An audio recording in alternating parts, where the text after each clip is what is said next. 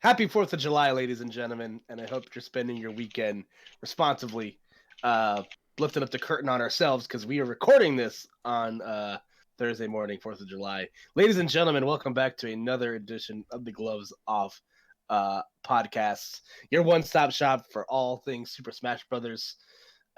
Joining me, as always, is the Stone Cold to my stunner. It's gonna be Mr. Chris ZX. What's going on, buddy? Not much, man. I wish I could down a beer on the top rope this very second. Actually, I don't. That would really upset my stomach. I'm not that good at that. Yeah, it's definitely way too early for a beer. But joining us this week, friend of the podcast, reoccurring guest on the podcast.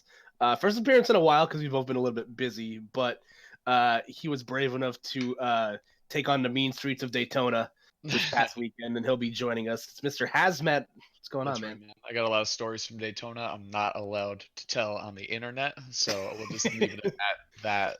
No, man, I'm good. I'm good. I have a nasty sunburn I'm still working off, so yeah. Once that's done, I've officially, rinsed all the Daytona off myself, and I'm gonna be feeling better. Yeah, I feel like CEO is one of those few tournaments where smashers are like encouraged to go outside at some point during the weekend, just because there's like stuff to do outside for once. Yeah, it's actually like a beautiful area. It's just it's unfortunate. Like the culture of the area is definitely a bit of a hindrance, a bit of a it's not great. Is how I'm gonna put it. In a nice way. Yeah, pretty much. So obviously, as you guys can see by the docket, um, interesting week this week. So obviously, CEO was the big story of this past weekend. It just got finished up. Of course, that also in conjunction means that this first season of the PGR is up. So we're probably going to close out with some predictions, some hot takes. Maybe predict where our favorite people are going to land number wise. I'm going to say Chris EX is not on the PGR this season, but Sorry, keep trying, buddy. boys. Sorry to You don't think disappoint so? you. I just I had wasn't. him at 47. I just wasn't Bold. active, and it just didn't work. It didn't work out for me this season. I'll get him next time. So there's always SmashCon, man. There's always SmashCon, and of course we do have some housekeeping to do in regards to the internet this week, but we'll get to that eventually. So let's obviously start with CEO. This is I believe the fifth year that Super Smash Brothers has. It's how many years has Smash been at CEO? I think it's been like 5 years, something like that. I know Admiral Funk brought it up at some point this weekend, but I know it's been since like 2013, 2014 or something like that. Yeah, Um, the CEO's been around for 10 years. I know that one, and I feel like Hungrybox is he the 5-time champion or 4-time champion? Because I feel like as long as there's been CEOs, he's been winning them. So I think like those numbers all line up. Is it 4 or 5 maybe? I think it's five. I think so too. Sure, let's go with it. Yeah, so CEO obviously has a lot of roots, like Has just said. It's a 10-year-old tournament. It's one of the longest running FGC events. If you're into that sort of thing. Spearheaded by Jabali, it's been his baby, and it's grown in size, and it's usually one of the hot ticket tournaments. Throughout the year, it's one of those few. If you want the experience of Evo without having to spend Evo money, then I always recommend people go to these like other one-off like FGC cross smash events if you want the best of both worlds. Like CEO is one of those that comes to mind. Defending North is another big one that's coming up in just a couple of weekends. Is CEO Tekken World Tour also? I I'm not sure if I I saw that don't. correctly. Let me see. I'm not totally sure because I know they're the um, Mortal Kombat for sure. I think they're part of the Capcom Circuit 2, whatever that was the Yeah, thing. so the one cool part about CO in general that I notice is they do the unique thing. Well, I guess unique-ish with the ring, where everyone gets the ring entrances. A lot of personality you get to see in CEO. I know pretty much like the dream obviously is to make a top 8 at a major, but like if you're a younger guy, like the bigger dream is to make top 8 at a place with a ring, so you do like a ring entrance. Um, you don't really see that super often.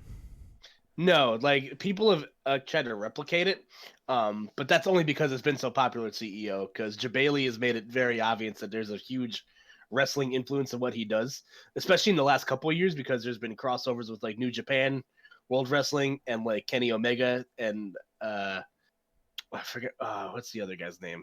I'm slipping right now. All my wrestling buffs are probably screaming right now at future me, but there's been a huge presence of wrestlers and wrestling at CEO. Obviously, the biggest one being the top 8 gets the ring entrance, which is always fantastic. It's like one of my favorite GR Smash videos to go back and watch, like every couple months, where it's like the top 10 CEO ring entrances, and it's always a lot of fun. So I guess I'll stop beating around the bush, and I'm just gonna ask the person that was there this weekend. How was your CEO? Dude, it was great. Every year, like it's one of my go-to. Like this is, I mean, anyone who's been there can definitely validate this, but it is definitely one of my, if not my favorite event of the year for sure. Kind of what Chris was saying earlier, the energy is just crazy fun. Everyone wants to do well in the competition because there's like, not only do you like doing well at the event, obviously it comes with all the normal stuff, the money, the placing, the points, all that good stuff for the PGR. But at the same time, the unique, no one has what CEO has in terms of the ring entrance and being able to, act like a fool or have a lot of fun with your ring entrance there. And it's just great to see, all these top players get to show off some more personality and some flair on their way to the stage. So it seriously is like, if you've never been, you got to go next year, because every year I go, I'm like, there's no way it's gonna be as good as last year, and every year it tops it somehow. It seems like you just mentioned flashing personality. It is really the one thing. This is a little foreshadow for all the Twitter conversation we could have later, but it's one of those things that the Smash community sort of. I don't want to say it's lacking, because I really don't think it is lacking in personality, but it's one of those things where it hasn't really been showcased properly, or really in a controlled sort of setting, and a ring entrance is like of the most controlled setting. So I actually, as someone who gets to spectate quite a bit of this game, enjoy stuff like that a lot. Well, for me too, it was a big. I'm a huge fighting game fan. Like I love Mortal Kombat. I love watching Tekken. I love Street Fighter. Like there's so many games. Land is really cool. It's like an arcade. It's not like an arcade. It just is an arcade. It's an arcade, and it has a ton of head-to-head cabs. A bunch of the old games used to play. Third Strike, obviously for myself, but also CVS2. Marvel. The Marvel machines were bumping all weekend. Like it's open 24 hours. I'm pretty sure I was there really late, so I can't imagine they were like, okay, it's 3:30, time to shut it down for 2 hours. Like pretty sure Right. it's like 24 hours. So it's like a really good celebration of like all fighting games, and I'm really happy that Smash has been included in that and very well embraced. I mean, even getting the top slot in terms of viewership, the final slot in terms of top 8 viewership this weekend. Yeah, I'm sorry. I'm watching some of these entrances. I'm trying to get on the screen. Hold up. Go on, Like that's go on, always. I was gonna say, like, that's obviously like a big part. Like I'm a very. This event obviously like caters to a bunch of different people. Like we were saying, like if you're into the fighting game side of things, then like the traditional fighter is always like, there's always a lot of fun to watch. I don't know if you guys watched. I think it was Mortal Kombat where Sonic Fox was like taken to the brink and then he won. And Oh, that was okay. Hold on. We have the Buzz's entrance up here.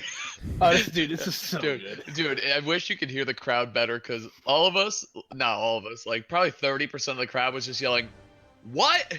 What?" over it. 'Cause, dude, no idea what he was saying. He was just walking out there and talking. I think you can That's hear it a little amazing. bit. You can hear it a little bit if you crank the video at one point. He does it again, and you can hear there's one person very distinctively saying, "What? I think it's me. I'm pretty sure it's me." I'm just saying it kind of sounds like me, but at the same time, I was definitely yelling "what" because I wanted to hear it. You just wanted Honestly, to hear what like he was saying. That's it. no, I'm dead Yeah. serious. I was seriously like, come on, like I wanted to, it looked like it was a dope entrance, but Oh, no so one. you guys couldn't hear what he was saying at all. Oh, absolutely not. That's No, 0% hysterical. chance. Absolutely, he was just walking out, and like it sucked because his whole thing was based on dialogue.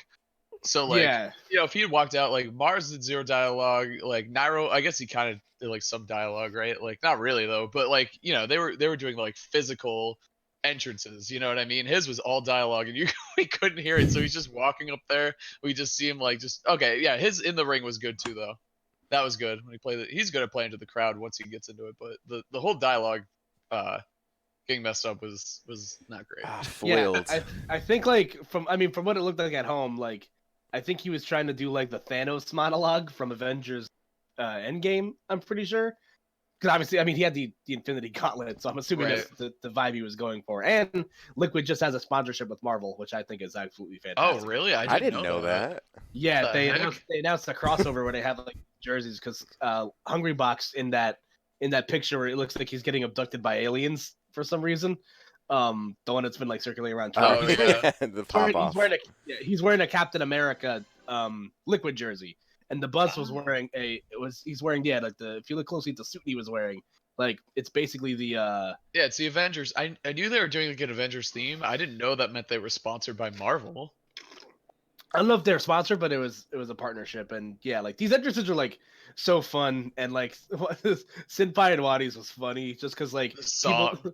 yeah, What is the squad doing? I don't Dude, understand. I was just gonna say, I feel like everyone's bringing out a squad. Every one of these entrances got somewhat of a squad. You- I've noticed. Do you remember Fallens from last year? Oh, that of was course, that was a the squad. squad. Yeah. That that's was like one of the best entrances of all time. It That was- really, dude, he's such a. I wish he was playing this game a little more because I always appreciate. Like, I didn't love Rosa obviously in Smash 4. Like, definitely not my favorite character, but I always enjoyed watching him play. And DeBuzz too. Like, the shit they came up with that character was really cool. I thought Ken spin dashing like IRL into the ring last year Yeah, was a lot of fun, but of course you like that. You Duh. would. I didn't. I forgot that one existed. To be honest with you, Kind of blocked it out. deleted from the memories. I was like, all right. Anyway, Yeah. next. Like, all right, who's next? Yeah, if we're talking of best entrances, though, I think Mars had the best one. Dude, we watched his so many times. I was streaming with him last night. We watched his so many times. It is actually just hilarious. It's funny because we were talking about it, and he was like, "I don't like to prepare one beforehand because like if I don't make top 8, I'm gonna feel like like you get the actual Yeah. Oh, disappointment. yeah. Like I had this hilarious thing prepared. So, but then he runs into the situation where he's not prepared for the top 8 entrance. It's like you can't win either way. Yeah. So honestly, he kind of shot from the hip. If you guys know, I know you know him, Koopa, but Dalton, aka Wave, helped him Yes. come up with that on the fly. And a lot of that, honestly, was just like seriously like 5 minutes before. And like Mars went backstage and he was like, "You guys all like have entrances prepared?" They're like, "Oh, of course, dude. Like, don't you?" And he was like, yeah, definitely, yeah."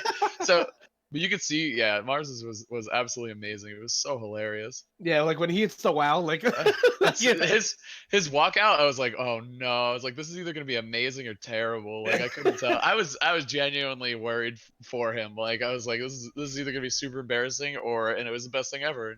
He did a Yeah. great job. Like there's people that like Nairo who like obviously watch wrestling and he'll like cater to that people. Like I think last year when he made top 8 he did AJ Styles' entrance for the WWE, and this year he did Daniel Bryan with the yes yes yes chant, which is like one of the most like, even as like if you're a very surface level wrestling fan, like you know what that is, and like that was fun. But just like watching Mars just like goof off, and I was a big fan of his choice of the song too. That's from it's from an anime. Not sure if you Yeah. guys are aware of that, but I didn't know what it was like in the moment, you know what I'm saying? But it was definitely a good choice, and it made him. I don't understand the choice, but like I don't know what it's from or whatever. But it made him feel himself, and that's all that mattered. So it was a dope choice as far as I'm yeah, concerned. definitely. I highly recommend looking up Oikawa's theme from Haikyuu because it's like one of the best songs from like that anime. That's And, what his tag's from too, right? Tendo. Isn't that No, his tag? it's funny. Like his tag is actually from another character from the show, but that theme is like very like it's like tone wise, it's like drastically different than like what Oikawa's theme is. Okay.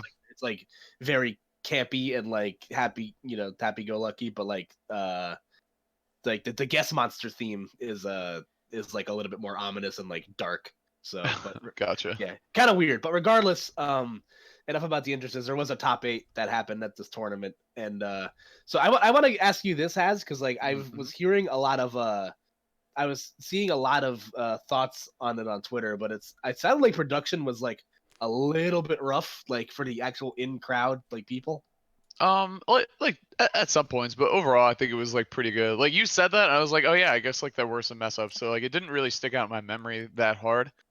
The DeBuzz thing was definitely the worst of which was. I wish his entrance went off well, but like it being kind of hilarious and everyone yelling "what" instead was also very funny to me. But I do wish his entrance, went a little smoother. But I think when he sat down to play, I think his headset was messed up too. I don't know, man. Like, yeah, I guess there were a couple small things, but it was nothing. I don't think anything huge, at least not from my memory. So the one thing I noticed, and this is just because this is the type of thing I'm into, is as far as production goes, I was watching the top 8 a little bit more yesterday, and all of the VODs have echoes because it sounds like they put the sound system through the actual stadium sound system. So I think the sound on the headsets were picking up the sound from the loudspeakers, and it just sounds like a kind of an echoey disaster for top 8. And that was kind of stinks. but Oh yeah, fair enough. Yeah, I didn't even consider that. Yeah, I don't know if you checked them out or not, but it's pretty distinct. Yeah, that's always like the risk you run when you run the the commentary through the house like MC speakers. Just because there's always that issue of like playback that might come back and Yeah, rear its ugly head. it doesn't, we don't have to get super into it, but yeah, it's Yeah, I'm but not like I'm not it's, a I mean, like, huge like it's fan of that anyways, just because like I would think that's super distracting, like if you're playing, like to be able Yeah, to. dude, and you have Zero on the mic, just like, oh yeah, he's catching on to Mars's jump Yeah, habit here and he's here. It's like, what the he's what? the Like, hold most on. he's the most play-by-play commentator you could have, which actually I think no, well, let's do top 8 first. So the Okay. top 8 was sort of like standard-ish as far as I can see. I mean, MKLeo wins pretty much, all the Yep. time. yeah. There's obviously like one glaring like outlier here, and that's I think Puppet. there's a couple actually. I would say, yeah, Puppet obviously. I think Puppet had the run of the tournament. Let's starting from round 2 pools. 2-1 over Nairo. 2-1 over Abadongo next. 2-1 over Esam to make Winterside top 8. The heck. Those are Yeah. 3 really, really like sure. You could upset one of them. You beat Abadongo. Okay. Oh wow, Puppy. That's sick. All 3 of them in one day. The heck. That kid was busy. He beat Sam Sora too. And then he beat Samsora. That's right. To make it into in top Dude, 8. even Yeah, which even is a win over Kofi at this point is pretty impressive, dude. Kofi's like one of those like kind of hidden killers. Long Island prodigy or not prodigy, but Long Island was that guy. winners finals? That was winners finals of their pool. Was Kofi versus Yeah, look Pape? how long ago that is. Like in this bracket, what he goes on to do. Someone got screwed right there because that's a really tough winners finals. They both got screwed there. I don't know how they seeded that. Yeah. I know that like when the Cat and Tweak like both had to drop from the tournament, so I don't know what I know. Wishes had the. I know Nah. Wishes had. I think Wishes had the bracket that like had both of those in their way. So I don't know what happened in this pool. Maybe somebody just died. No, it's just a tough pool. Pape was the 1 seed, and Kofi was was he the 2 seed? Yeah, I guess he was. Yeah, because he got a bye. Okay. And then Rango was also in that bracket, who's a pretty solid player. So it's like that's like 3 definitely like 2 really really good players, and Rango's solid too. He definitely could have caused an upset. Absolutely. So damn, that's just a crazy bracket right there. So this was pretty much all best of 3 outside of top 8, correct? Yes. Okay. Yeah, which is interesting, especially a tournament with what was for Smash, like 1,600 entrants. Was it that much? Let me just look. Like that. But like, I mean, that's like 1,100. That's still a lot though. It's still a ton of people. But like, I'm just thinking like a high stakes. We'll call it high stakes tournament like that, where you end up best of 3. Definitely cause some heartbreakers, especially when you lose in game 3. Like I know like that Nairo and Witches set was a really close one that comes to mind. God, yeah. But I mean, I guess we've learned by now, for the interest of time, like the way these tournaments run, if you run best of 5s, it takes significantly longer. I don't know. What do you guys think about best of 3 format for a tournament of this magnitude?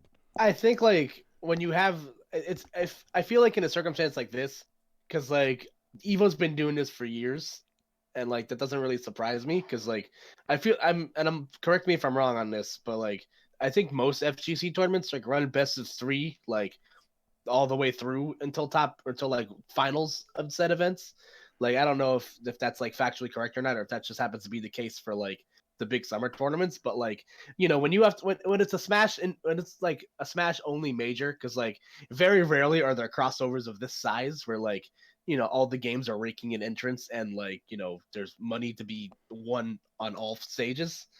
Like when you have to play nights with like 9 other games and a schedule to work with, then like obviously sacrifices have to be made, and obviously the top players are the ones that hurt the most from it because you're like oh, I need like it's such like a slippery slope because like at one hand it's just like, oh, just win the set, like the better player usually wins the set, but like at the same time this game is kind of chaotic, and it's 1 second you're winning and then you get back there twice by Charizard and you die at 60. So yeah, I'm just realizing it wasn't actually all of top 8. It was literally just finals. That's super interesting. Yeah, it was just finals. Yeah, I don't know. Yeah, I had winners, losers, and grands. Yeah. Wowie. And then I guess the people we see in top 8, Koopa, we've talked about this a few times, the consistency in terms of what players you expect to see and amongst those ranks. And I'm just going to run with this for now as we're looking at it. I will mention, obviously, MKLeo, Mars, Ally, Gluttony. Wadi, I think Wadi just I think I saw the new PR. He's #1 in MDVA if I'm not He's mistaken. got to He he's got has to to be in the be. ZD second would be my guess. Yeah, I'll Yes. try and look that up in a moment. But then of course you see Cosmos, and I gotta tell you, like Cosmos, is one of those guys who's been I don't want to say shaky, but he's definitely taken some what some people would consider hard losses. I know he's at least around here, he's like the guy who gets clipped by the up and coming New Jersey player. Oh Terribly. God. He Shout out does. to He shout does, out, shout dude. out to Leon, baby. Leon, James did it to him. I feel like I don't know. And then It's yeah. your turn next, Chris. You're next. Oh You no, got him. I got him. Yes. Yeah, Um, like I think you could put someone like Cosmos and Light in like the same vein, and I guess we can also address that when like the PGR stuff comes up. But like they Yeah. started off really hot to the season, and like the last like 3 events, it's been like three, at least more so for Cosmos. For Light, it's been a little bit longer than that, but like it's been like 3 straight events where Cosmos like hasn't made a top 8, or at least out of like the big events. Yeah, Light's Um, definitely been the same way. Like since Mars started making top eights, Light hasn't made one. Which they were saying that, and people are like, "Well, that's crazy." I'm like, "Well, kinda," because like, all right, you're already taking one top eight slot and giving it to Mars, who's most likely going through winners. You know what I'm saying? So like, yes right. and no, like yes and no. Like, and if they had to play each other, Mars definitely has the set count now. It was a little closer towards the beginning of the game. I think Light was winning them, maybe. It's obviously Mars has taken off, obviously in a big way, but it's been a minute since I see my man Light in a top eight, which makes me sad. I hope it's he a hope matter of time. Well, yeah. that's what I think is cool about like a game like this, especially something that's individual based, such as one-on-one fighting game. But per season, literally anyone can go off at any point, and it does seem like we've had some really steady results. And we're not getting, we don't have to get in the PG ranks now yet, but a lot of these guys are super consistent. Like if you see Ally at a tournament, yeah, you could expect to see him in top 8. If you see MK Leo, you could expect to see him to win. If you see Mars, you expect to see him in top 3. I'm gonna say it. You can see James. You can expect to see him at 9th or somewhere in top 8. Nairo seems to be holding it down at 5 through 7 area. Like it's consistent, Yeah. super That's the consistent now. that's the New Jersey sweet spot, right? That's where you guys 'cause you got Yeah, wishes that's good in there now enough. too. Yeah, It's dude. Yeah, no, I sure. mean, and any one of those guys could take off and get, top 3. It's very possible for sure. I think Depends.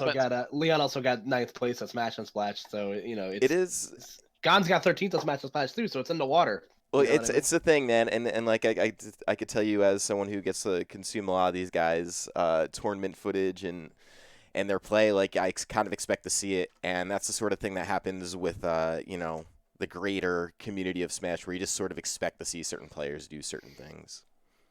Right.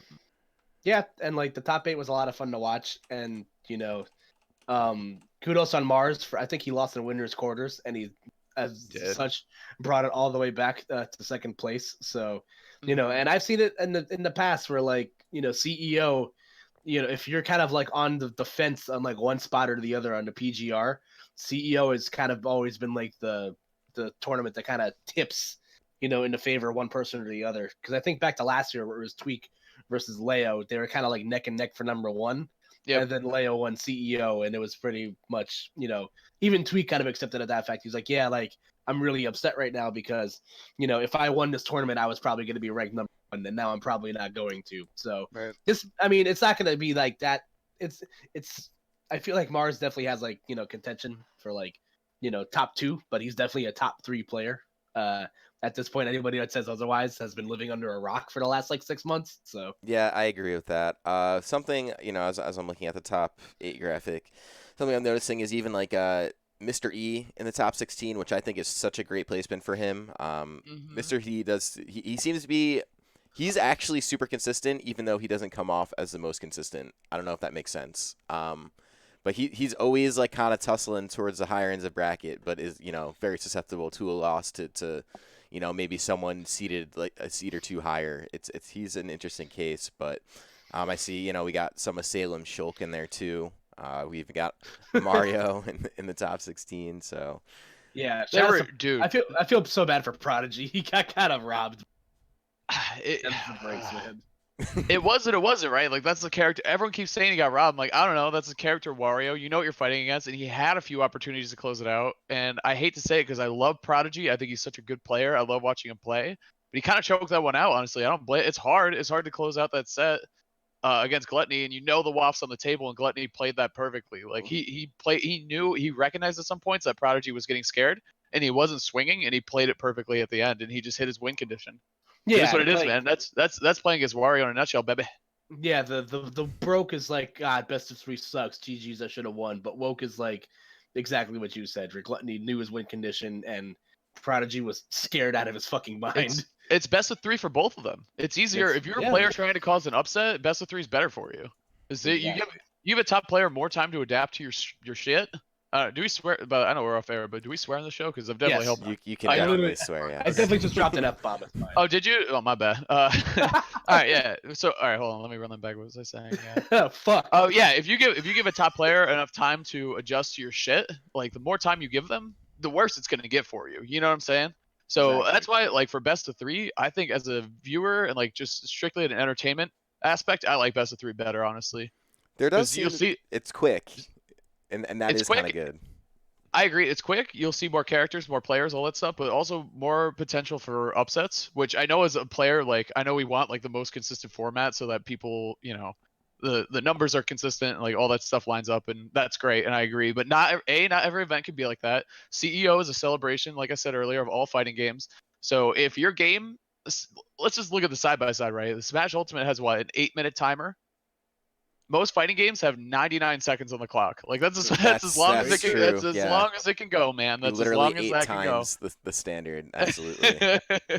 So that's why I'm like, I love Smash, but if you have the most entrants and you have this 8-minute timer per game, so you're talking about 25-minute set potentially, and obviously that's really, really, really rare, but like it could happen. But yeah, man, you gotta trim some fat off somewhere. Did Smash actually have the most entrants? It had 1,200, right? 1,100? Yeah. I guess it had the most. Yeah, that's why I got the top slot. Dude, that is so crazy. It is so crazy for a lot of reasons, but that's also awesome to hear. So something I am also interested in knowing both of your guys' opinions on, as you're both the casters in this whole thing. What do you think about top 8 casting with Hungrybox and Zero? I think largely it was received well, and I think some of the things were there, but. Yeah, you can go. You can go first, Az. Cool. Yeah, I said it on Twitter too, and I actually said this to both of them afterwards. Is I thought I couldn't hear obviously all the commentary because I was in the stands, so I could hear it, but not A, I have ADD, so like that wasn't gonna go well. B, it's just there's a lot to focus on. You're watching the play, you're talking to your buddies while you're in the stands. You're trying to just be in the moment. So I wasn't really like analyzing their commentary, obviously, but I think. One thing I gotta say is that they both made really good adjustments on a lot of consistent criticisms across the board on their commentary. HBox, stop yelling at every single thing like it was last stock, last hit, which is so dope because that guy has potential to be a really good commentator. He has some top level insight as a top player that only top players can have. Like what I'm saying? So like him and Zero both are that way. So as long as once they button their shit up and kind of knock off those bad habits, now they can which they did at CEO apparently. They got to keep it up, and I'm sure they will because the reception was very good. But HBox, go ahead. No. I was gonna let you. I'm sorry.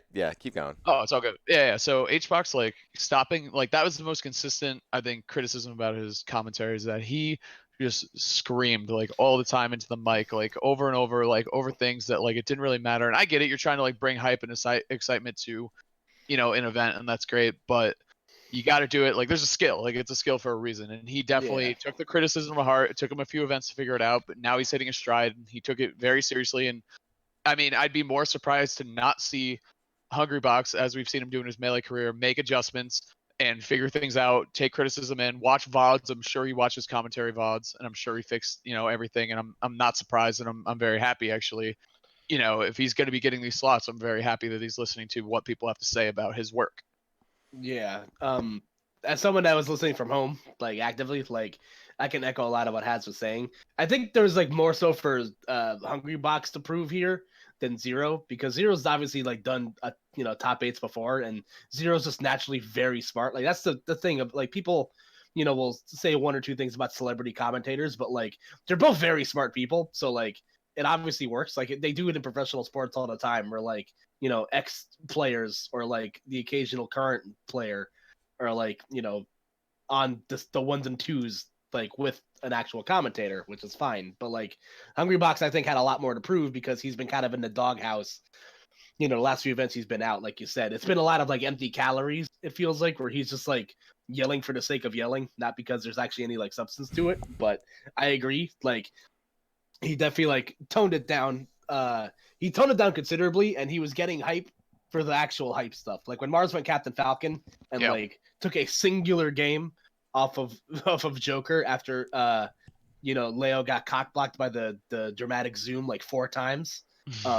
That was that was warranting of a yell. And like obviously when the losers finals where Mars won game 5, and by the way, Mars still has some of the best pop-offs of all time in Smash. Like he's the best at getting. He's the best, dude. He's literally the best at getting excited and not looking like he's never like celebrated anything in his life before. Dude, I agree. We still need to work on our pop-offs all around as a community, I'd say. But Mars definitely strongest entrance for sure and strongest pop-off. And I agree, man. Yeah, he definitely H-Box definitely went off at the right times. And I think he even said that, if I'm not mistaken. He's like, I said I wouldn't yell at all in commentary today, but I have to. It was like something he said. Yeah. So you can tell, like that to me was a big signal. Like he's working on it, which is great, because if that's, if he's going to keep getting these top slots, I'm glad he's making the adjustments. Like I said, not surprised at all given his whole career path that he's been on. Yeah, I was pleasantly surprised. Like yes. Zero was very smart, and Hungrybox provided really good analysis on his end too. And it came up for a great product, and I hope like they continue to like work from his criticism or learn from it. I don't know if Zero's like gonna take as many top 8 slots as like Hungrybox would, because Hungrybox actively competes still, and Zero has definitely transitioned into a different part of his career right now. I gotta tell you, I'm not sure. I'm not sure about that. I think you probably expect to see both these guys a lot, mostly just because I personally think that like the whole casting ends, something like this, especially where Smash is obviously has a huge fan base, but isn't like booming as far as like numbers go, like viewership. Like it's obviously increasing and it's doing better, but it's still sort of in like a weird point. I don't want to call it stagnant because I don't think that's the right word, but I think the casting becomes infinitely more important in that particular light, because what happens is that brings in new viewership, and this is going to be a kind of a good transition to some Smash Twitter stuff and things that have come up. But Zero as an entity is, I mean, for all intents and purposes, I know he's not just a Smash streamer, but he's easily the biggest Smash streamer at the moment, as far as like his viewing audience goes and just his notoriety. I mean, the guy has a hell of a legacy from Smash 4. He's like the undefeated champ. And those kinds of things, like the, quote unquote, the clout from that is kind of, if you're a tournament like CEO and you're just kind of trying to grow your audience and your overall people paying attention, like getting someone like Zero is kind of important to you. Hungrybox is important too for different reasons, but Zero is like an actively just like he's like the Smash guy for anyone who doesn't really know Smash, so to speak. And, absolutely. And that sort of thing not only translates for casting and commentary and bringing in some new attention, but it obviously translates for popularity in general, because we've seen some things even on Twitter, like some people gain some clout just from the mention of Zero, whether they be on a video or whatever. Like we've seen a huge growth in our local guy, Leon Bowser main, as soon as Zero made a video. I watched the analytics very closely of the VODs from this area. Leon VODs, they're hot, man. They are Bowser hot. So no one's playing Bowser like Leon. Let's get that out there real quick. No one's even close to Leon's level with Bowser. But that's just it though. So you get a shout out from someone that people know, and that's the formula. It's that simple, right? So all of a sudden being the best at something is noticeable as long as you have who is considered the best at the game over time shout you out. You know what I mean?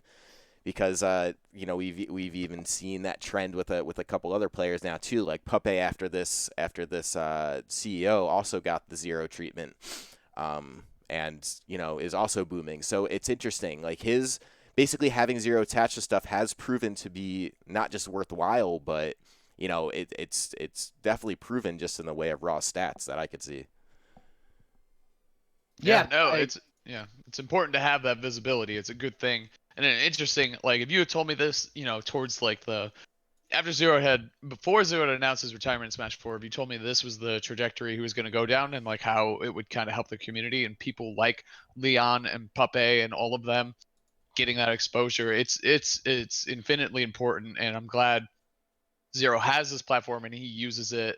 It helps himself too. Like let's be real for a second. You know what I mean? It's kind of like a give and take. Like Leon does something sick at a tournament, and that provides Zero with content. Zero spins the content, makes it into his own stuff, and then that helps out.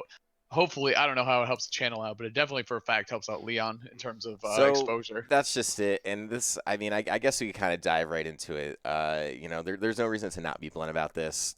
Smash Twitter. You've got the disappointed dad voice on right now. And you're like, Yeah, I always struggle how D to again tone and this out. stuff. I don't mean to be Yeah. disappointed, Dad. It's just this You're is. talking to me. You're talking to me like I'm the dog that just shit on the carpet right now. You got a D in algebra again. Oh man. Okay, let's just get to it. All right.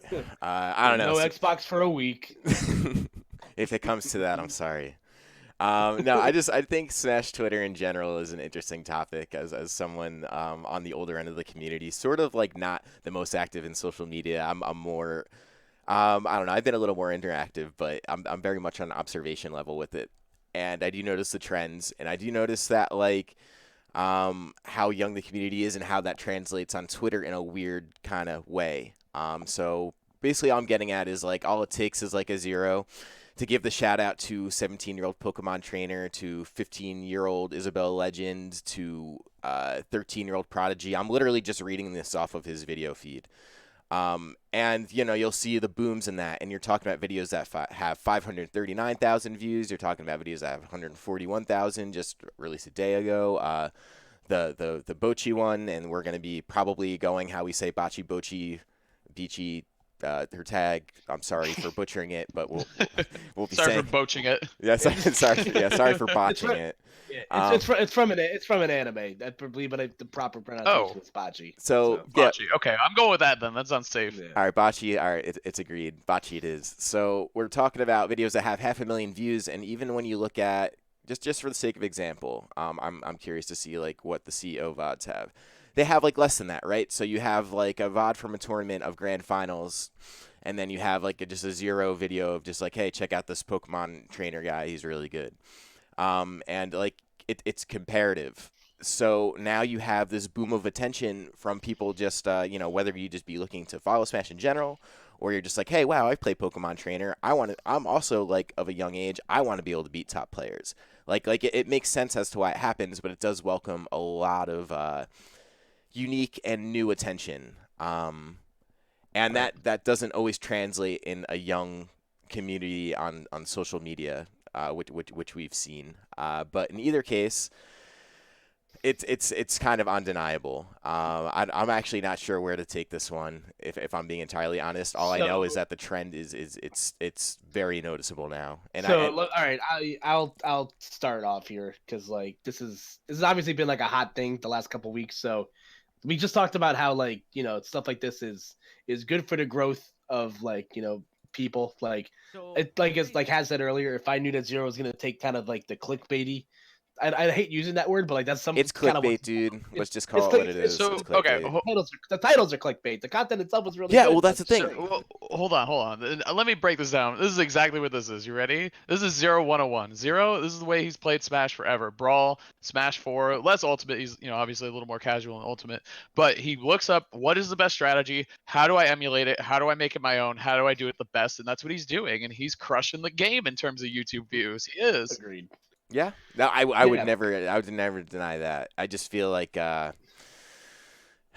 problem where I struggle is the maybe it's just the YouTube algorithm, and that's not going to be anything any of us changes. Like there's no argument we can make to go over that system. But the thing that has me reserved is if you watch the videos where it says 17-year-old destroys pro player, it's literally just a set analysis.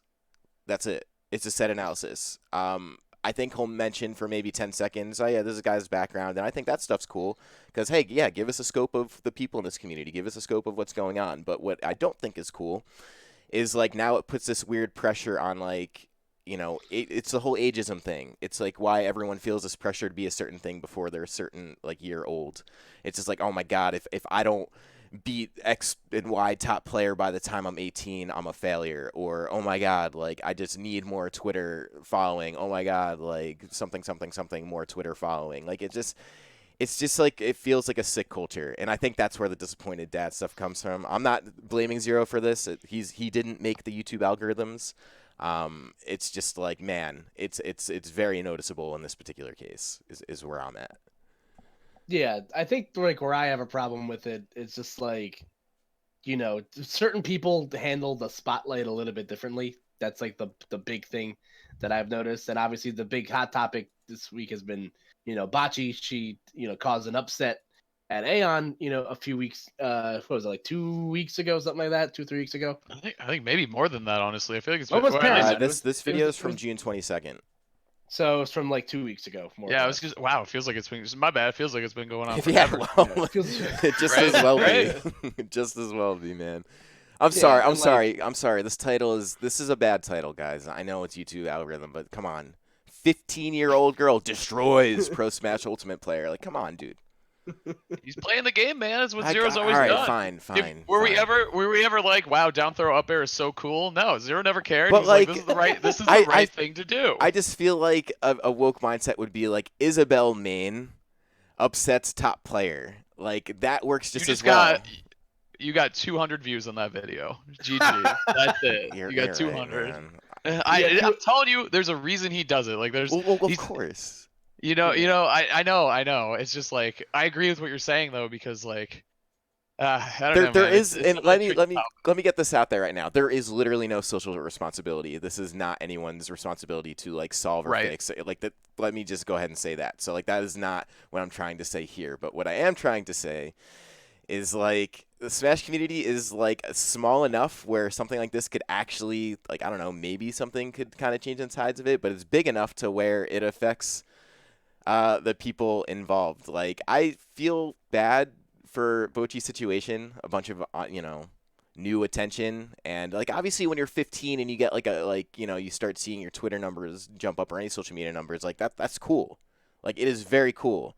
I think a lot of people only really dream of what it feels like to get the validation from like a ticking number on your cell phone screen. Like, it makes a lot of sense. Dude. Yes, it is an instant dopamine release. It is actually crazy. It's a drug. It's actually a drug to some ends, and it's something your body creates naturally. But it's like it's like you said, it's a lot when you're like a 15-year-old kid. Like if I had 10,000 like Twitter followers and I was that's 15, hype. like, that's like, you're famous, right? Like, come on. It's dope. But people, like you said, I think especially when you're 15 or you're like these younger ages, you don't realize like kind of what like the downside of that can be. You know what I mean? Like you get the dopamine, but then you have eyes on you, or like people saying like maybe not nice things, which is crazy. Like it's just the internet. It's just nuts, man. We sound like a bunch of boomers right now. Like, because like this is all right. So it's real though. No, it's real though. No, I definitely. This is an issue, and I don't think this is gonna go anywhere. So I'm more of like okay. So Zero has this influence, and it's interesting to see that. So what can we learn from this, and maybe how could it be capitalized, right? Because in this case, it's her beating Ally, and Ally is kind of like one of those weird gatekeepers that I feel like people have beaten. It's like a big deal. Like, I remember James's Shoyo James's first big win was against Ally way back in Smash 4, and that kind of put him on the map. So now you're seeing this on a different end where it's more of an outlier character and a 15-year-old girl instead of like a 20-year-old like shitter. Right. So it's it's just a great way to describe James. well, 20-year-old shitter destroys your favorite player. There you go. Exactly, man. So it now seems a lot more important in terms of how this stuff gets treated, and I think that like people are genuinely interested in Smash content, and even the people within it. So how do you do stuff outside of just like raw clickbait? And like, can anyone really do it, or is it really just like this is just exclusively a Zero thing? In my mind, it's kind of exclusively a Zero thing, but it's just a YouTube algorithm in general. Like YouTube's like, if you do YouTube for like income purposes, like you kind of have to get whatever edge you can, like whether it be like manipulating the algorithm to your advantage, or like I have a lot of friends that do like a lot of paid promotion gigs just to like kind of help pay the bills. So, something like that. like, our general set analyses, I guess, just not that important. Because like this whole video is literally just a set analysis. Like, there's really not much like background to the situation because it's really not important. Like that's the problem. Is like that's like the least important part about it. Like, why wouldn't it? I don't know. I know. Yeah. I Maybe. lose in the Maybe. YouTube I don't know. algorithms, and I hold that L. It just seems like a shit precedent, and So I don't want to be the that disappointed guy, but I just am. I think like the way to look at like YouTube titles is kind of like a headline. You know what I mean? Like, what am I getting myself into by clicking on this video? You know, what's the context? Like, what's like the highlight? And that's why it's clickbait, right? Like, it's the same thing. News article headlines are the same thing, right? Like, you want to click, oh, I want to know more about that. How did this happen? And then you pull up on the video, and of course, it'll be set analysis and breaking down the play. And Zero obviously is going to do a good job at that. His videos are well edited, like all Well, that 'cause shit. Like, it's all buttoned up from yeah. he knows his shit, dude. Like, the videos are Mhm. actually good, and that's like my gripe about it. Is like, this is a good video. This is a good set analysis of Isabel, like a top level Isabel versus a top level Snake. That in itself has a pretty good value to it in my mind. There's plenty of people trying to make the character Isabel work just because they love her, like as a character. You know what I mean? They got the plushie. Yeah. There's literally a giant Isabel plushie sitting across from me right now. You only play the character. Dude, you don't know that. I You do don't know know that. You don't I know know your that. lineup. I know your lineup. I know your lineup, and it keeps me awake at night. It's terrible. Yeah. And You got the also worst. You got the worst lineup in the business. so, Sonic, Richter, like, all right, nobody's gonna have any fun playing against me. Is the Koopa special? so I I feel bad. I think beyond all this, it has just snowballed into Smash Twitter, which has in general been a little problematic. I guess is the terrible term we'll use. Where it's just like things kind of snowball, things kind of get sensationalized, and everyone on Smash Twitter says this, but meanwhile, no one's actually saying that. You know what I mean? Like there's a lot of that goes on. So it's really, this is like the case that really just brought out a lot of what is otherwise kind of bad, as far as like what the community might look like reflected through Twitter. Even though I beg to say that, you know, Smash Twitter doesn't really represent the Smash community, because it doesn't. But that, Okay, it's like I'm glad you brought that up because like it doesn't, but at the same time, like we can't just like I'm of the nature where, like that shit just can't get swept under the rug either because like a lot of the shit that pops up like people on the internet are cowards. That's a word that gets like thrown around like both in like mine and Haz's like personal like relationship. Like Yeah. we use the term coward like very Stop being a frequently. coward, man. I don't know what to tell you. Yeah, like people like will like willingly hide behind keyboards and like say all these terrible things. That's probably why I wanted to like bring up the whole like Bocce thing today because she is like literally the sweetest person on planet Earth. Like she's so nice. She just wants to like play Isabel and get better. And then these terrible fucking people like online that are giving her shit because people are giving like people are making content about Because of the attention she received. yeah, because of the attention she's getting. Like Which is out of her control. yeah, like that has nothing to do with her. She's just going up, she's gets out of bed the same way that you do every morning. Like it's not fair to her, and I think, some portion it's just such a slippery slope because you can't police everybody on the internet. Like you can no. try to preach being a better person, and I wake up every day and I try to use, the title and the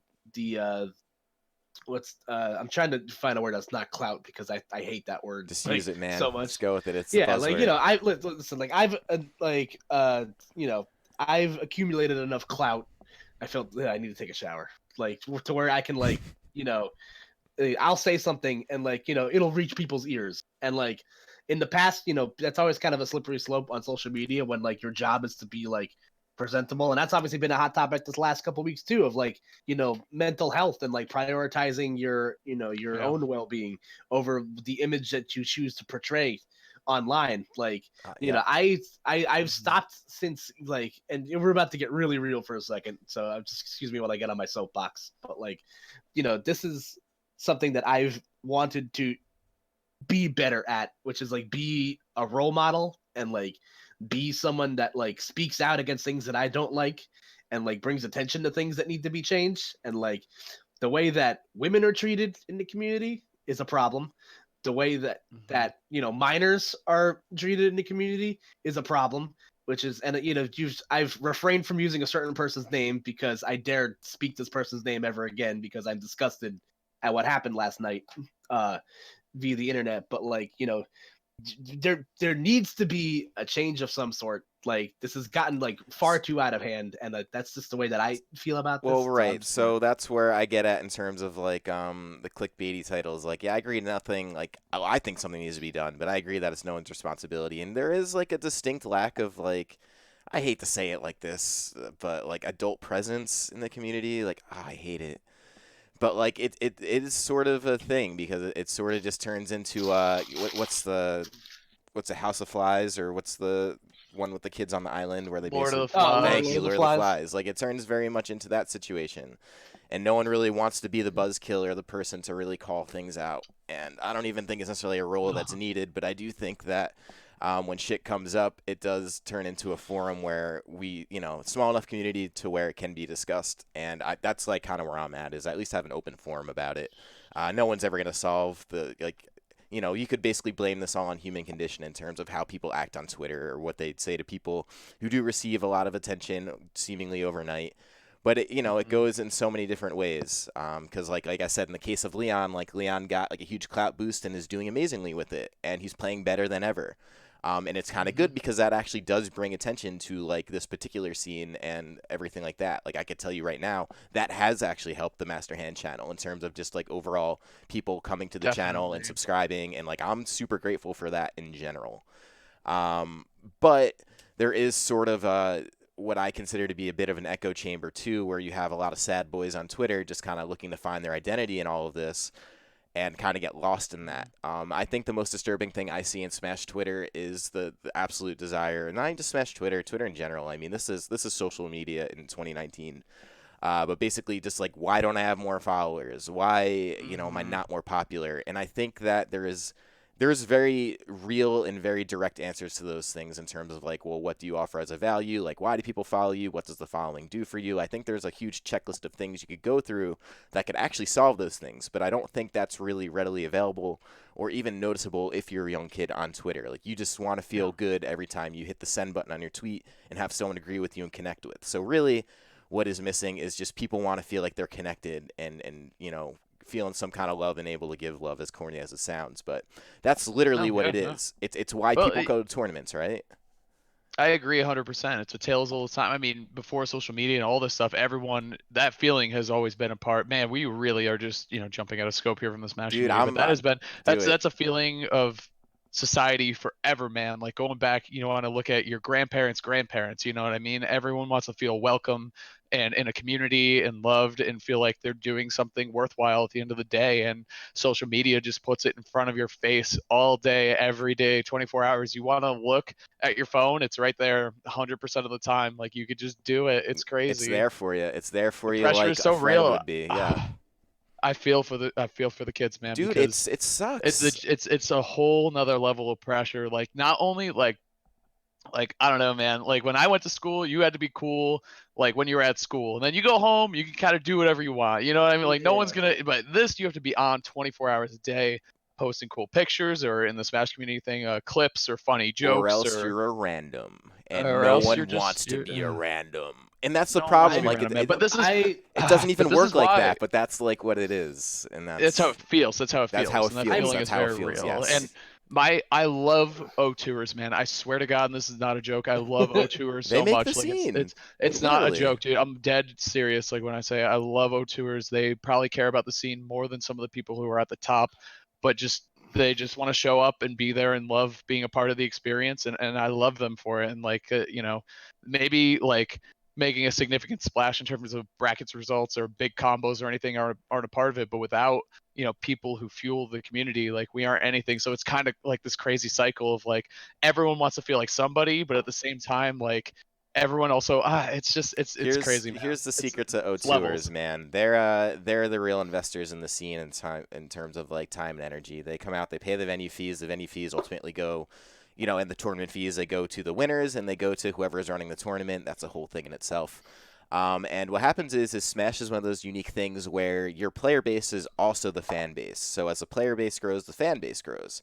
And obviously at the forefront of that are the O2ers, are the people who might be chilling with like 100 followers, but in my mind, especially if you're from this area and your local scene works well, those 100 followers, there's a good chance that there's like some pretty good friends in there.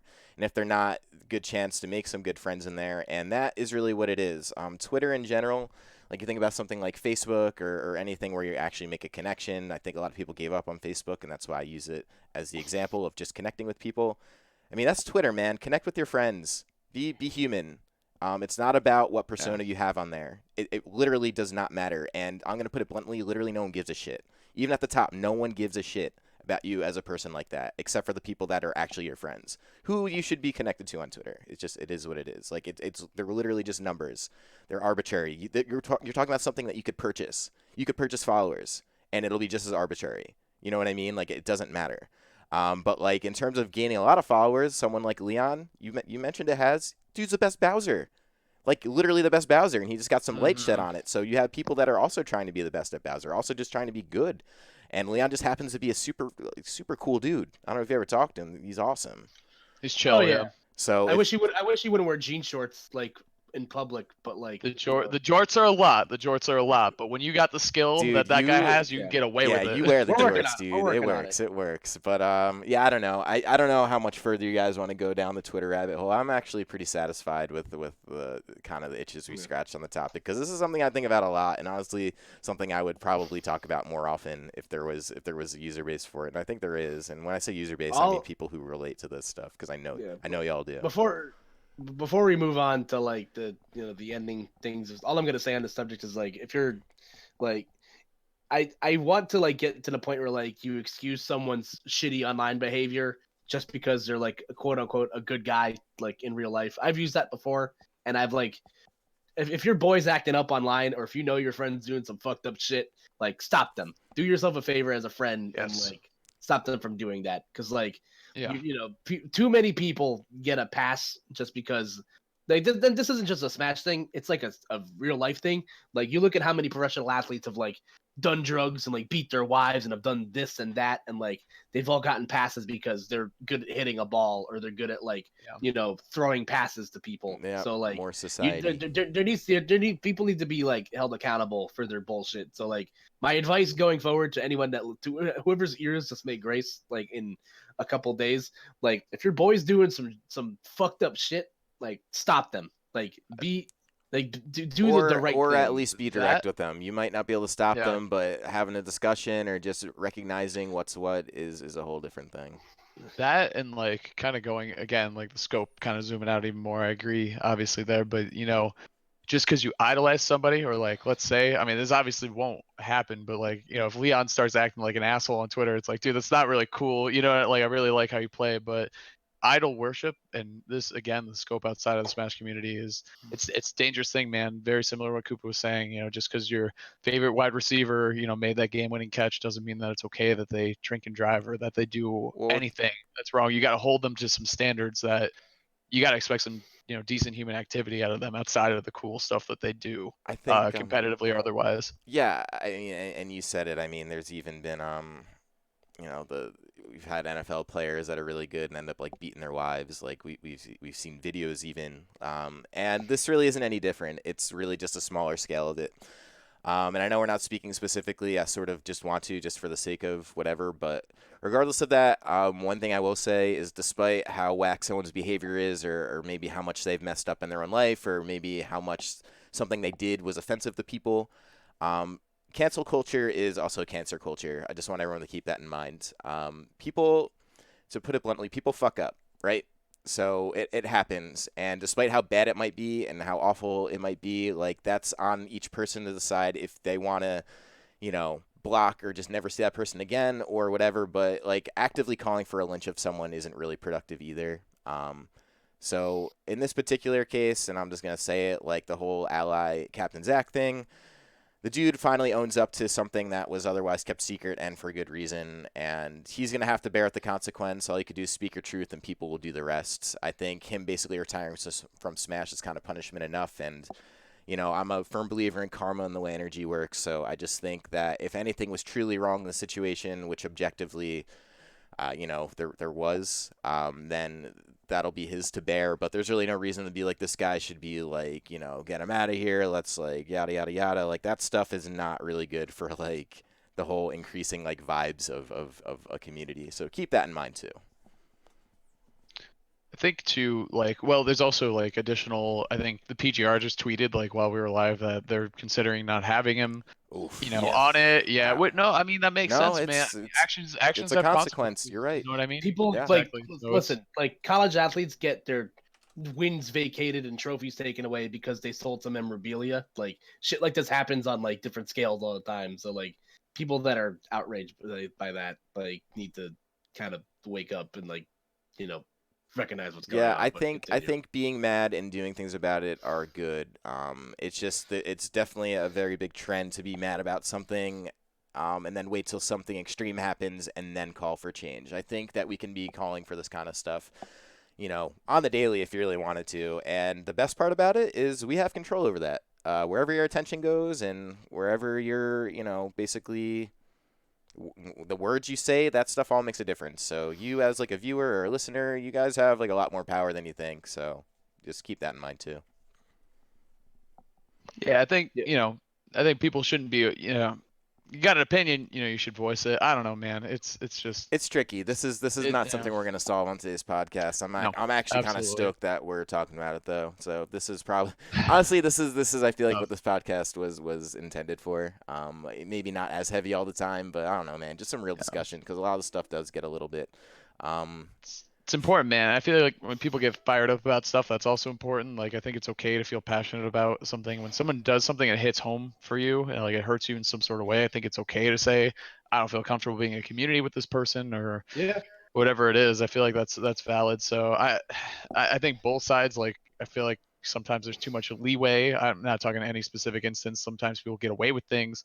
They shouldn't because people don't say the cancel stuff or whatever. But I don't know, man. It's tricky for sure. Like I said earlier, it doesn't matter how good you are at a video game. When you do fucked up shit, you don't deserve Well, like people's sympathy. it's That's like just you're taking PEDs, performing enhancing drugs, aka steroids. I mean, you're gonna have some stuff like we've seen that even in baseball, which is like probably the biggest athletic forum historically. So again, actions have yeah. consequences. So just don't be Like we surprised at said, the that's not things. Yeah. like you said, It's that's like not a that's not a problem we're gonna solve on the podcast. So, like yeah. that's just voice on how I feel.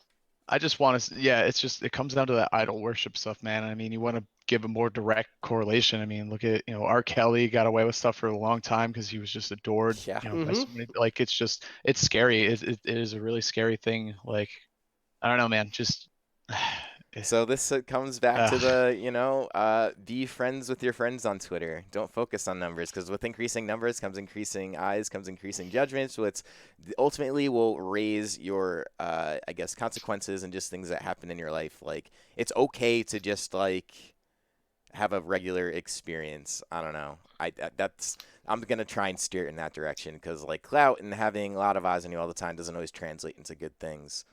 And in our case of Ally and Captain Zach, like these are guys that were very popular players for their play, and then this stuff totally overshadows anything they could have ever done on the sticks. So that should say enough. Like just yeah. But anyways, yeah, PGR rankings. I don't know what you guys think. Yeah, so I guess that's one way to transition into it.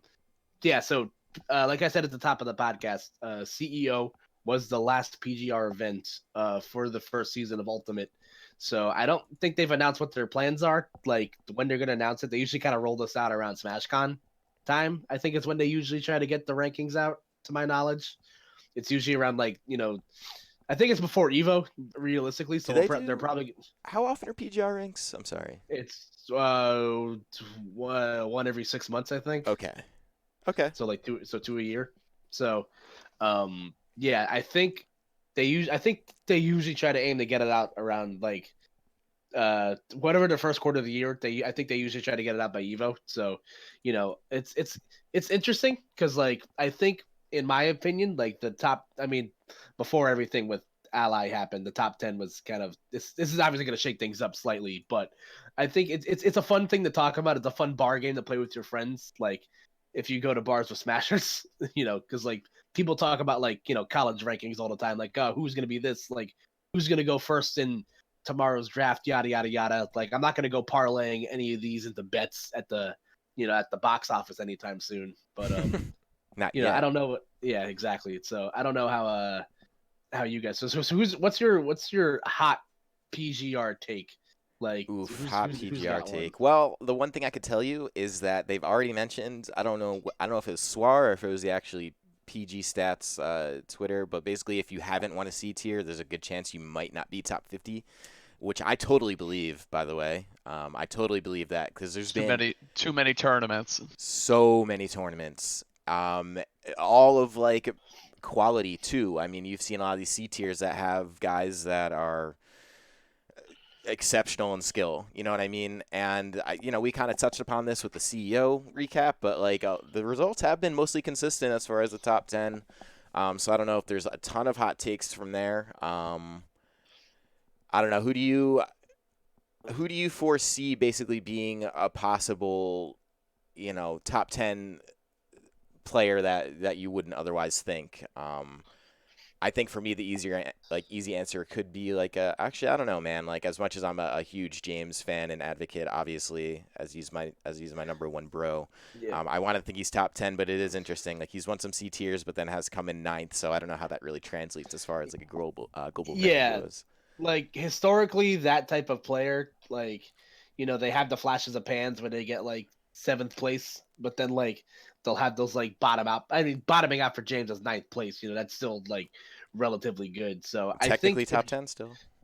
yeah, it's very true. I But like cannot dispute but like that. Nairo's honestly, dude, Nairo's in the same boat. How often have we now seen like Nairo and James play in like a top 8 scenario or 4 top 8 rather?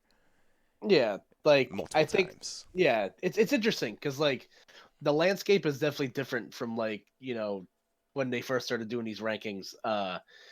However many years ago. But I think if James like had a couple of like better performances that like, if he got like 7th place instead of 9th place at the tournaments he recently went to, like I think it would have been a no doubter. He was a top 10 player. I still think he's a top 10 player, but I think he's more in that like, 12 like that 11 to like 14 range I have a feeling that you're currently. probably right about that. My hot take for a player that's going to be in the top 10 that we're probably forgetting about is Shuton.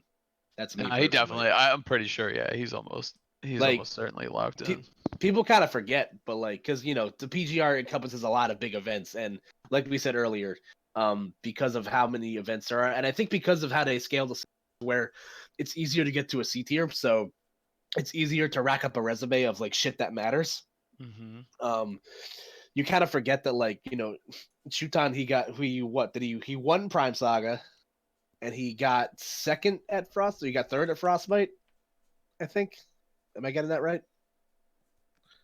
I'm actually not entirely sure. No, He did win Prime Saga, apparently. no, Myron got 3rd at Frostbite because he lost to Tweak, or he lost Okay. to, is it Leo? Yeah, because Shuton lost to Myron, so Myron That's right. definitely. Okay, Yeah. that's right. Never mind. That's me. But like, regardless, that's still like top 4, winning the big dance. And I don't really know how he does at like the. I can't really speak for how he's done on the Japanese scale of things, but like, I think if you look at the resume, like, I think he's very easily a top 10 player. That's easy to forget about because obviously he doesn't get to attend much in this neck of the woods over here, but. That's about my hot take because like I look at the I think the top 3 is pretty much set. Like it's gonna be What order though? Yeah. Well, he took okay. So I'm glad you brought that up because I think it's very clear. I think Leo's definitely number 1. I course. agree. Like Of that's course. like he's had some of the. I don't want to say there's a bit of a recency bias with the PGR, but I feel like I said, like sometimes the tournaments near the end of the season can kind of like skew you if you had like a rough start to the year. Cause like I think the hot topic is like, is it going to be Tweak or is it going to be Mars at number 2 or number 3? And like you look at if you asked me this question back in February or March, then I would say Tweak like Easy, 10 times out of yeah. 10. Yeah. Because he had like comparably easy the second best results compared to Leo, with the resume he's racked up. And Mars was still kind of trying to like find his footing, with Zero Suit Samus, or if you even wanted to play Zero Suit Samus. But if you look at recently, like Tweak has still done really good, but so has Mars. So you have to kind of count, what weighs more in that regard. What So was? Yeah, I also think Tweak's like 4-0 on Mars, which is like a big factor. It's like Yeah, 3-0 or head-to-head. 4-0, which is the head-to-head is big, but I don't know how much it matters honestly. Like I'm not sure. Like I'm not, I'm not on the PGR or whatever. I'm on the PG Stats team or whatever. What's I'm so sad he missed that knee, man. The neck knee right there. I was just watching that. I'm like, I'm pretty sure this is where he misses the knee. Yep. Oh, there it is. where do you what was the last tournament Tweak like won? Like bigger tournament? Because he started off Gommel. strong, dude. Gommel. Okay, yeah, and then he won Gommel. he won Glitch. He won Let's Make Moves. He kind of holy shit, blast from the past there. Yeah. So like first I feel tournament, like man. I feel like the way you look at it, it's so strange because like the PGR kind of like I don't know what their formula is going to be like necessarily for how they kind of scale things because it's always different because they also run the X factor into it as well. But like obviously I think because Tweak has the head-to-head, like that might swing it in his favor. But like if you also look at like what Mars's lows have been, they've been like significantly like less low than what Tweak's have been. Like when Tweak bottoms out, he gets like 13th, or like what happened at Smash and Splash, where I think he got like what 33rd or something like that. Yep. And like when Mars bottoms out, he gets like 7th place or like third or fourth place or something like that. So I don't know how much that plays into it. Obviously, I'm not on, and I'm only on one panel to determine rankings, and that's a horse of its own different color. So what are you gonna do with that panel when you have like 3 or 4 top 10 players in the world? It'll be easy then, because anyone who didn't hear, Tweak did just move or is planning to move to New Jersey. Yeah, and the cat's moving back to New Jersey too. It's all according to plan. It's brawl all over again, man. You guys are just the best state. What the hell? Who allowed this to happen? You guys can't. My favorite part, and allow me to just rant about this for just a moment, was when New Jersey was not even a region and had all these randos and just so bad. Why is New Jersey so bad? They're embarrassing. Oh my god! And then it ended up being like the best region, and then now the best players are moving back. So don't get it wrong. Don't get it twisted. You guys are still embarrassing. You just have really good players. You know what? You're right. You're right. You guys can't have Tweak, Nairo, Tony Soprano, like all in the same region. It's just not fair. Oh, I actually got to find this. Someone made a fan art of Biddy that I adore. Cheers, bro. Cheers, bro. I'll drink to that. I think I know the one you're talking about. So, yeah, I don't know. I think like the top 10 itself, like obviously like top 3 is like kind of set in like regards to who's going to be there. Like I think players like The Buzz and Samsora and Nairo will kind of fill out that like 4 to 6 range. And then 7 to 10 will probably be some combination of like Light and Cosmos. I don't know. It's weird. Like and probably like Shuton and Zachary, players like that will probably like fill out the rest of the top 10 and stuff like that. So. Mm-hmm. Yeah, it's hard to know. Like that's the one thing, and I don't know how they factored the whole X Factor thing or how that works. It's gonna be really tough. Like I definitely don't envy them for coming up with these first rankings because it's gonna have the most complaining for sure because there's nothing set in stone yet. Like so it's gonna be tough. Someone we didn't talk about, by the way. Now we're talking about PGR. Kind of finished up talking about CEOs. Proto Banham. Yeah, he is an incredible player. He got either 9th or 13th, losing to Leo and then Nairo. I think he got 13th. Like losing to Leo and Nairo. Like what the hell, man? And they were both very competitive, good sets. Like definitely keep an eye. I think someone told me he's Japan's best player, which is crazy because it was like I don't know. Have you heard of Zachary? Have you heard of like there's so many incredibly talented players from that side of the world. Dude, so it's just crazy. Dude, Gluttony too. Like I'm just thinking from players out of this country. And into another one, like Gluttony is one of those guys who started off super strong. Like I remember back when we were talking about Tweak winning all of his early tournaments. Like, and he also, what did he get? Like, what place did Gluttony get at CEO this past week? 5th, like 5th or something. Yeah. And then like he was winning all those tournaments early on or placing high. So it's like people like that too to keep in mind. Yeah, and it's similar to what Koopa said, is where if you're not in the States, it's easier for your event to get a better ranking, which makes sense. You know what I mean? Mm-hmm. So it's easier for his events to hit like B tiers or whatever, which does, in my opinion, that does make sense. So, and it's good because we'll have more global representation, and it encourages events overseas to get more people, which is dope. Yeah, So man, that's definitely a all big all the factor. growing stuff. Yeah, Mhm. so It's I good. feel like so we're kind of nearing the end here because like there's obviously so much we can do about the PGR, and I guess when it comes out we can kind of break it down and see how like accurate we were in that top 10. That fan art's so good. Dude, this is like one of the best things I think anyone's ever created in terms of like Jersey New PR, Jersey baby. content. Looks about right to me. Man, like, all right. So hold on. Can we the PGR, whatever. Let's talk about the New Jersey power ranking for next season. So you got Tweak, Nairo.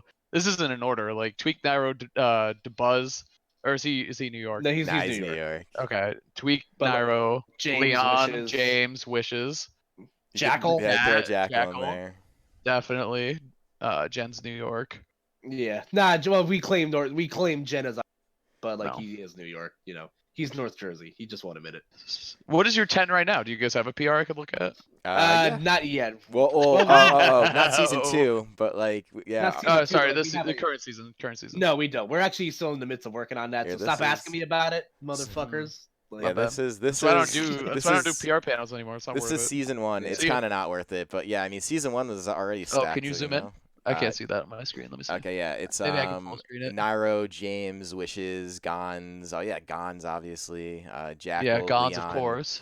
Biddy, Dark Matter, and this is the crazy Yeah, thing, yeah. man. There's a few guys on here, like, and I will just say, like, Dark Matter in general, like, he sometimes just wins. Dude's Yeah. he's pretty Yep. good. Like, say what you want about his play or about Ness or any of that stuff, but he's coming in some of these even larger tournaments that we have in Jersey that end up being, you know, stacked, as you say, and he's placing well. Like, it's crazy. So it's like then you have people like him on the radar. This region is going to be. I'm kind of looking forward to it. I think having a ranking that kind of switches up every season is great, and I think that if we're going to have like all of these like top players around, occupying spaces like 1 through 7 essentially. It's Oh, wow. good. You know, this is why like having a 15-man PR is good because getting more people just- noticed is important. Would you just Yeah, notice? I've always been a fan of that. The more data you have, the better. But people are like prideful, like, no, it's not. Like, it doesn't mean anything. Like, if you get 30th, you can be like, oh, I'm New England PR. I'm like, well, you're 30th. Like, there's like yeah. like if you feel proud about that, then okay. But like everyone else knows that means you probably got one okay win that season. You know what I mean? Like, Yeah. God damn it, dude, it makes me so mad. It's just silly stuff. But I just realized that Jackal was over Leon last season. That's crazy. I know Jackal's really good, obviously. He beat me Yeah, one time, so he's got me Leon- nasty. Yeah, Beat like my- but this, Beat my this is- pre-patch cat, no big deal. This is before Leon had that like huge breakout Yeah. that he did. Things But are definitely still, subject to change, so. he's always that nasty. And then you're gonna add like Tweak and the cat into this mix. It's like Yep. Jesus Christ. See ya. It's nuts. Yeah, bye guys. Yeah, that puts us 8 places basically spoken for out of 15. So yeah, we're talking about half the PR has like essentially legends of the game at this point. Yeah. So it's gonna be fun. So I guess since we've kind of touched everything, I want to end with something fun.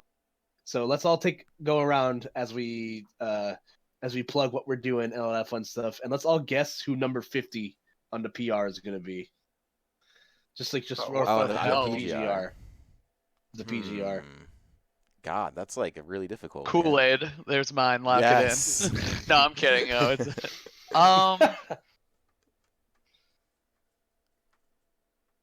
Actually, I think I got mine. All right. I have mine too. You go first, Chris. I'm gonna give like Sinji number 50. I just think any New York player that plays a weird character could be number 50.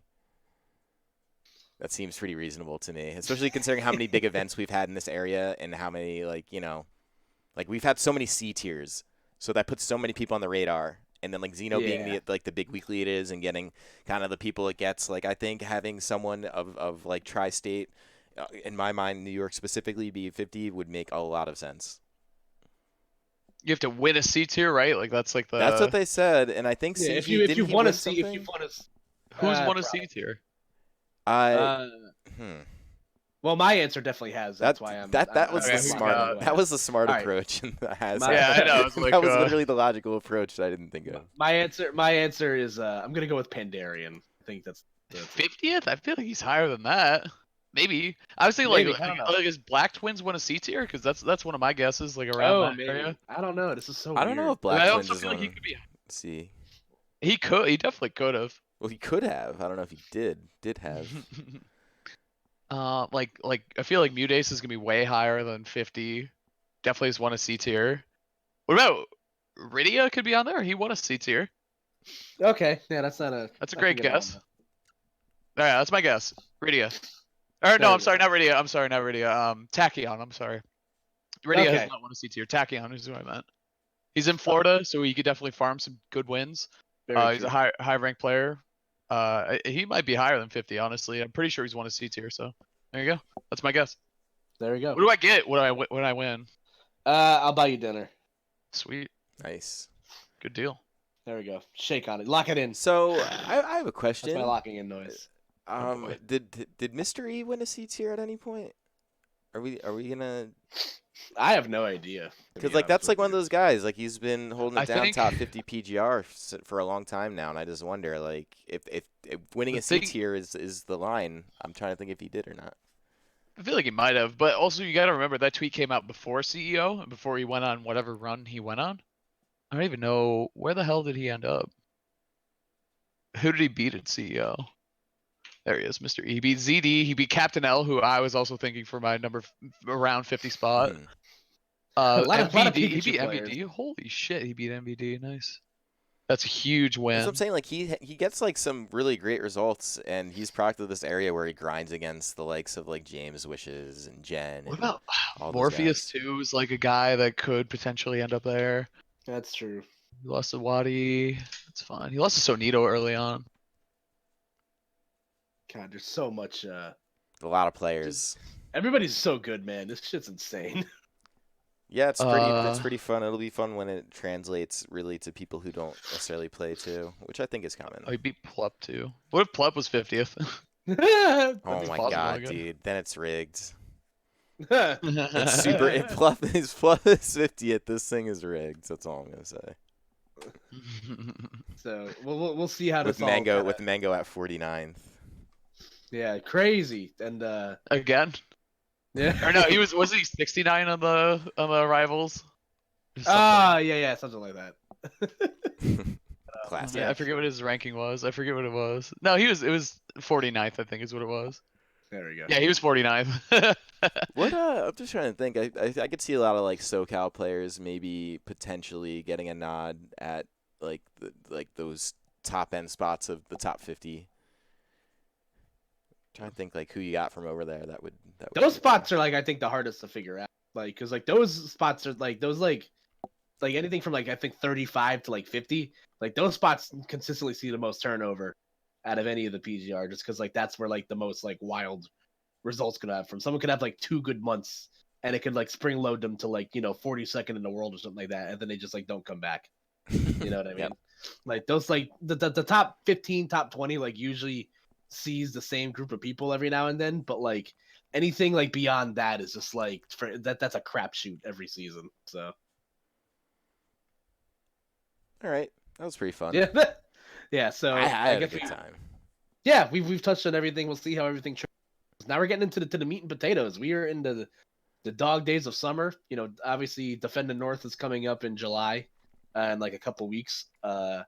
On once August hits, that's when like the real shit happens, because then you got Evo in the Smash Con, and 2 weeks after that is Shine, which is gonna be like obviously like the three of the biggest events of the year. So Yeah. Definitely look into all of that, and if you guys want to keep updated with me and where I'm going, Twitter's right there. You can follow me at Koopa NJ. I will be. I'm gonna be kind of a homebody for the next couple weeks while I get my act together for the big summer tournaments. But I'll be around. I think there's some stuff coming out in Long Island that I'm gonna be attending in the next coming weeks. So keep an eye out for that. Follow me for the memes. And what you're a busy person. Where can the people find you? Oh, I'm going to New Orleans in about an hour here, so that's cool. Oh, It's not for anything Smash. It's for the 4th of July. I'm gonna have a good time with my girlfriend. Yeah, I'm very excited. So pumped about that. As far as Smash goes, I'm like taking the next 2 weeks ish off. Yeah, give me a follow at Hazmatt Rules. I had a great time at CEO. I think obviously Shine I'll be doing, hoping for Evo still, even though trying not to get my hopes too high up for that one, of course. It's gonna be a tough one. But also Yeah, hopefully SmashCon I'm looking at going hopefully again. Yeah, there's a team of me. That was, I forget what Mars did there. I feel like that was his comeback in losers finals. It must have been. It was something big. Look at that dude behind me too. That was Darius with the bananas, yeah. Bananas are just exactly how I feel about that, so that's sad. But yeah, man, I don't know what my next thing is aside from that. Probably some other New England thing in the next 3 weeks. But anyway, yeah, give me a follow. Oh, look at to Carrots Ken. Those clips are so sick. Stop retweeting Ken stuff right now. I can't, Okay. dude. Also, But yeah, man, it has my rules. That's me. I'm a commentator. I'm a player. Got 64th at CEO. Let's go. Let's get yeah, it. good stuff. Not bad for a I commentator. played really well. Yeah, I was very happy with how I Yeah, played. you're constantly having that first. You're good But enough to make it out of pools, but like you also have to commentate, so you don't get to play. yeah, then I have to drop out, right? But they Oh, fortunately it that was picture was sick. That was Yeah, it's a me, pretty me, great Rod, and picture. Sin. Yeah. Yeah, that was Sin had to drop out from commentary because she wasn't feeling well, and so she was like, "Do you want to take the slot?" I was like, "Yeah, obviously. Like, let's Yeah. go. I'm here to work." I got the Akuma shirt on. That shirt is so sick. I love that shirt so much. It's one of my faves. But either way, yeah, give me a follow. Yeah, give me the dopamine, please. I demand Do it it. It's a good from the idea. social medias. Yeah, yeah. And you can follow me at CSantaZX. Honestly, I think I might find myself kind of digging more at this kind of stuff because I think it's worth it. And I don't know. I generally find it interesting. But yeah. So if you enjoy the show, make sure you check out more of our content. We have Platinum Star Smash Monthly coming up this Saturday, which will be interesting. I'm pretty sure Tweak will be there, along with James, along with Wishes, along with like everyone else from this area. So that'll be a good one. Make sure you follow us on Twitter to keep up with all of those things at Master Hand Games. All of this content and stuff could be found on our YouTube, youtube.com/Master Hand Gaming. And yeah, again, if you like this stuff, please, the likes and comments, they help a lot with visibility. Share with your buds. Yeah. And I do want to give a big thank you again to Haz. He's going to New Orleans with, and he had enough time to record a podcast with his husband before he left. So thank you guys for making it work. I'm glad we were able to because I love doing the show. So now that we're doing the new format, I could probably be on a little bit more if you guys want to. Yes. So sounds good. Anytime. Cool. Sounds good. Inject more Hazmatt into my. Nah, it honestly sounds good, man. And yeah, we have been seeing a format change quite a bit on this show, and I'm pretty sure that's going to continue to be the case. So with that in mind, yeah, stay tuned to the channel, stay tuned to the Twitters, and our next show is probably going to be the PR. Oh show. Yeah, that's true. I don't know if we'll have that out by the end of the week or not, or what the story is. Probably not. No, today's Thursday. What am I talking about? Yeah, we're gonna actually start like looking at stuff today, but we're probably not gonna have everything done until like Sunday or Monday. So we'll figure. That's plenty okay with me. So yeah, stay tuned to that. We'll probably be doing that next week, and then the week after we'll be on the usual grind, as Koopa mentioned, in the dog days of summer. So that is always fruitful. And honestly, if Smash Twitter keeps doing the things Smash Twitter is doing, then I'm sure we'll have plenty to talk about already. So with all of that in mind, thank you again all for watching and listening this far. Really appreciate it. And we will catch you on the next episode. Happy 4th.